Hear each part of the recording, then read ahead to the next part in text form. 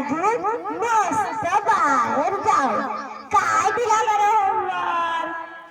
बाईने सांगितलं, माझी आई या विषयावर निबंध लिहून आणायला सांगितला. सुरुवात कशी करावी बरं? हा, अशी सुरुवात करावी, आई आणि बाबा यातून कोण आवड अधिक तुला?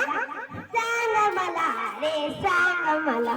हे पहा, आमच्या घरातलं आता सरीवर सरी बोलत, पण का देवाच्या दुष्टपणाने वागतो? मनात शुभ स्वप्न रंगवीत होते, त्यात तुम्ही का करायला? आई बाबा प्लीज बंद करा. तुला काही कमी आहे का? मी अगदी सुखात आहे ना. तुम्ही असे सारखे बोलला आणि मला विचार, तुला काही कमी आहे का? वादळ वाऱ्यामध्ये उभी आहे तरी पण मी ओरडून आहे का? सगळं आहे मला. भारी फ्रॉक्स खूप गेली, फिरायला काय, पण मला हे काय नको. मला तर तुम्ही दोघे हवे आहे. मला आठवते तेव्हा मला खूप ताप आला होता.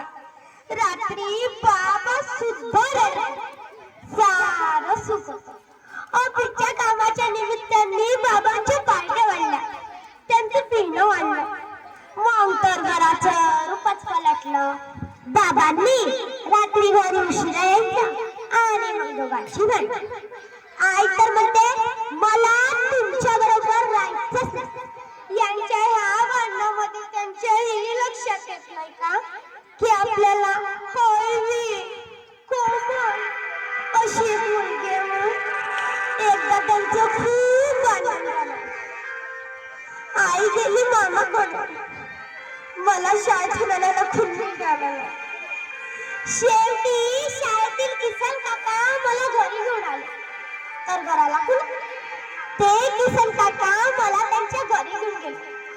झोपडपट्टीतलं साधं गाव.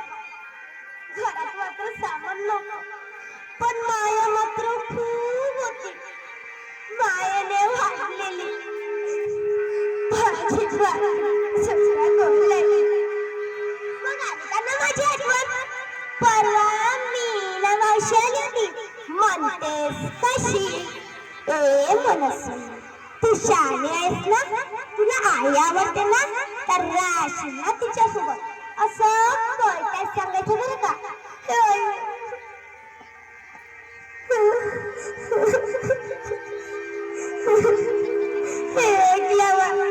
माझ्यावर दुःखाचा आवाज बोलला.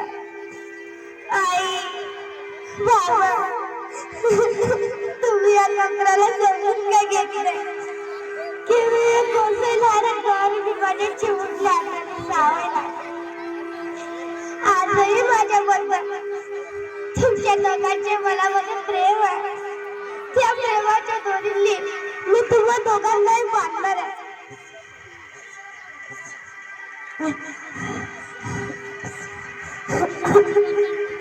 म्हणून सर्व मुलांच्या आई वडिलांना माझी ही विनंती आहे की जगातील सर्वात मोठा आभार म्हणजे वडील आणि प्रेमाचा सागर म्हणजे आई. आई बाबा हे मुलांसाठी औषधी सारखे असतात. ते मुलांना वाढवितात, घडवितात. म्हणूनच तर म्हणतात, आई बाबा मला तुम्ही दोघे हवे. आई बाबा मला तुम्ही दोघे हवे. धन्यवाद.